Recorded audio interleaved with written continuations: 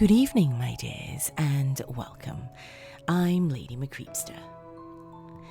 Today we have a tale to get you into the spirit of the season, so to speak.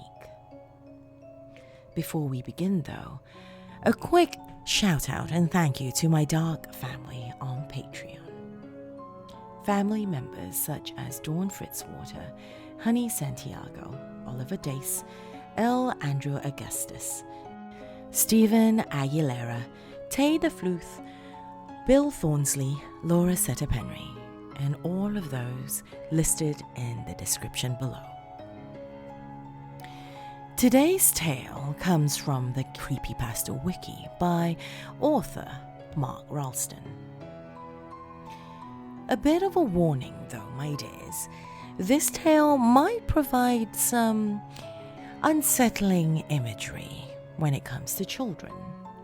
So, if that is not quite your cup of tea, I do advise you to perhaps take a gander at some of the other stories in my realm.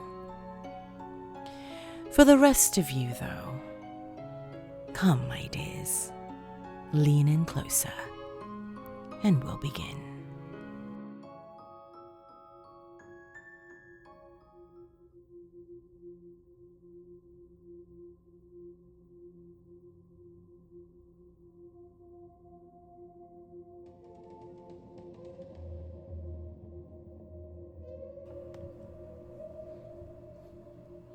Always check your children's Halloween candy.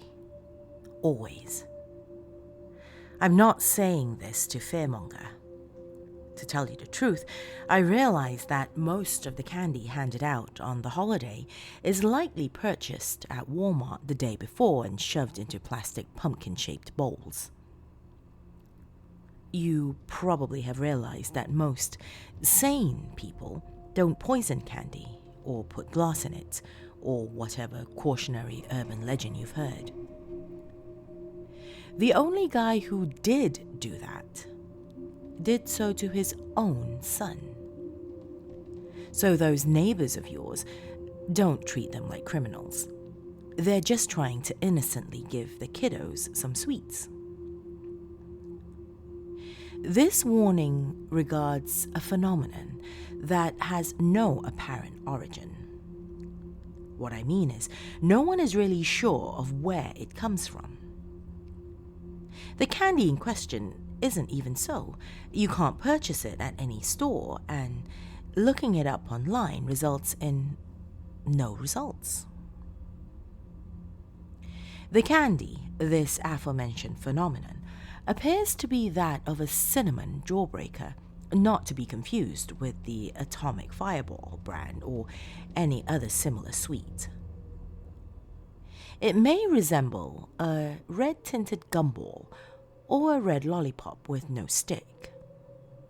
The point being, it's rather generic in appearance, which makes it tricky to spot the real deal. The candy is sometimes branded under the HH Sweets Company, a corporation that doesn't exist, at least not one registered by any agency since 1999. If you search the internet, you might find some HH Sweets businesses, but I assure you, they aren't the real deal. Merely a namesake coincidence.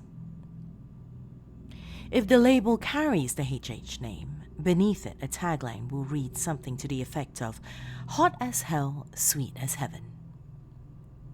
Not all of the candies sport the branding, but it certainly helps to spot it. This is why I advise, if you find yourself or your kids with an unmarked red candy, the safest bet is to throw the sucker away. Documentation of the phenomenon only dates back to 2007, but there is the possibility that it's gone on for far, far longer. As of this recording, a known 9 people have ingested the candy, 4 of which being children under the age of 18. Each case has happened on October 31st, with the most cases occurring during 2016, with a total of 3 victims. The only clues as to the candy's appearance and branding is through the eyes of witnesses and subsequent investigations of any nearby and opened candy wrappers.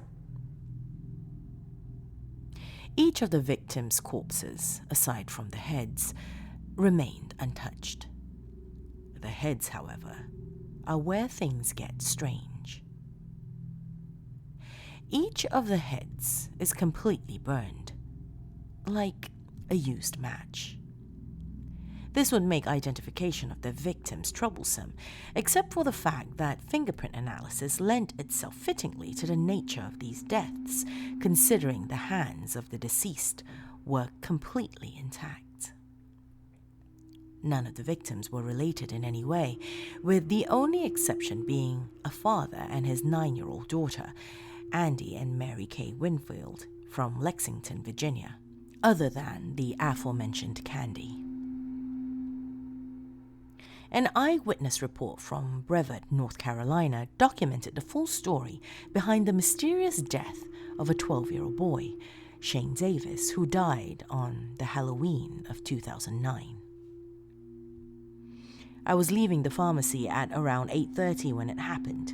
He, Davis, was walking down the block in a zombie costume.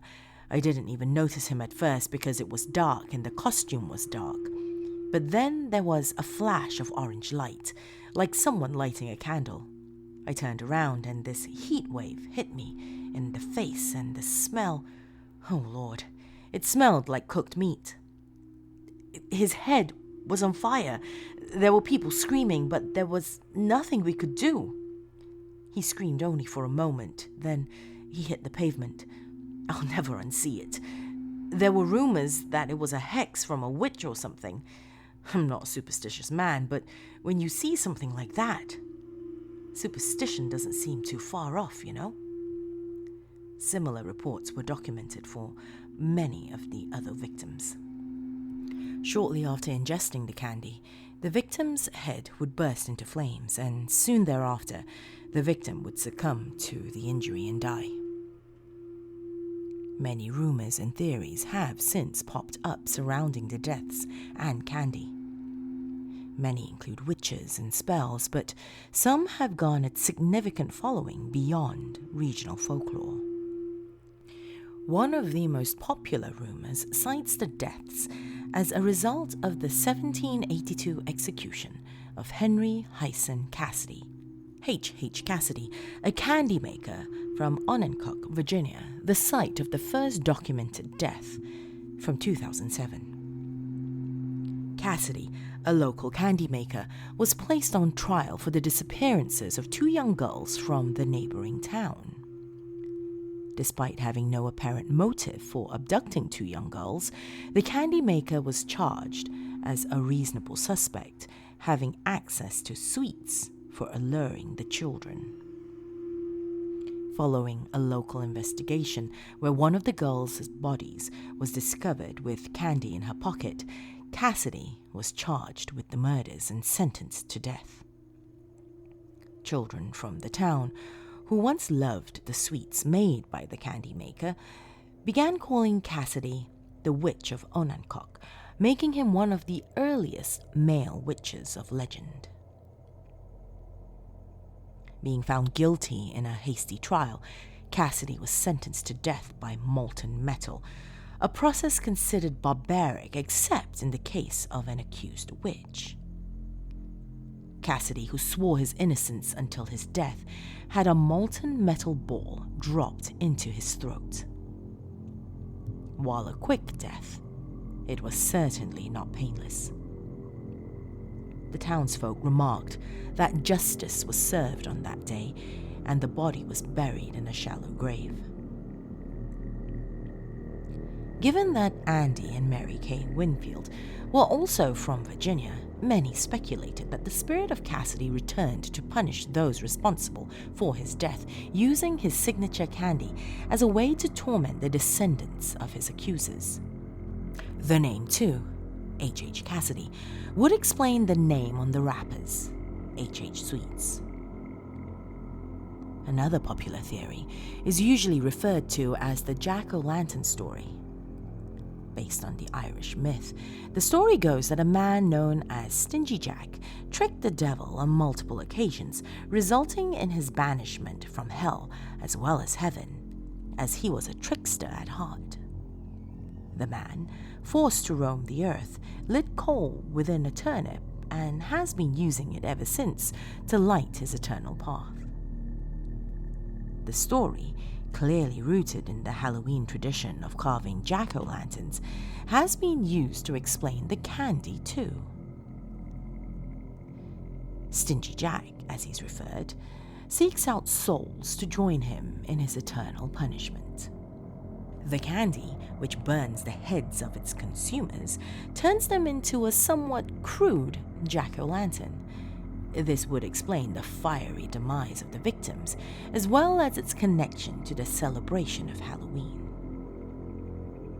In conjunction with the Stingy Jack narrative, there are some who conclude the candy is the work of the devil himself, tormenting unsuspecting holiday celebrators with death merely for the fun of it. A rather sick trick, yes, but then again, mischief is commonplace in the celebration of Halloween. As for this theory, the HH label would stand for Hell's Hottest or some other variation of the Hell alliteration. Despite these varying backstories to the candy, there is a far more grounded explanation that many have subscribed to. Rather than reading into the HH Sweets mythology, some conclude that HH Sweets is precisely what it claims to be: a candy company. The motive for committing these crimes is, at large, still a mystery, but this theory cuts into the claims of ghosts and devils, suggesting instead that a select few sickos had the willpower to conjure up sweets with the intent to kill. In the end, no one theory is correct, at least not one that can be confirmed by traditional means. A candy that is, for lack of a better term, supernatural can only be explained by the supernatural, making it extremely difficult to verify any of the information regarding it. If you wish to avoid the grisly results of the candy, it is advised to always check your children's Halloween candy. Better yet, avoid the trick-or-treating tradition altogether. Or, if you're highly concerned, perhaps it would be best to simply skip Halloween altogether.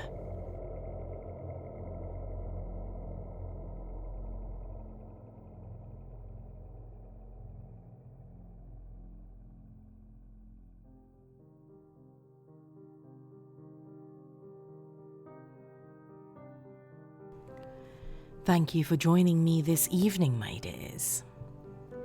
If you have a tale that you'd like to be considered for this channel and podcast, pop it over to me at lady.mccreepster@gmail.com. If you'd like to follow me on social media as well, my dears, I am Lady McCreepster on Facebook, TikTok, as well as Instagram. Until next time, my lovelies, sweet dreams.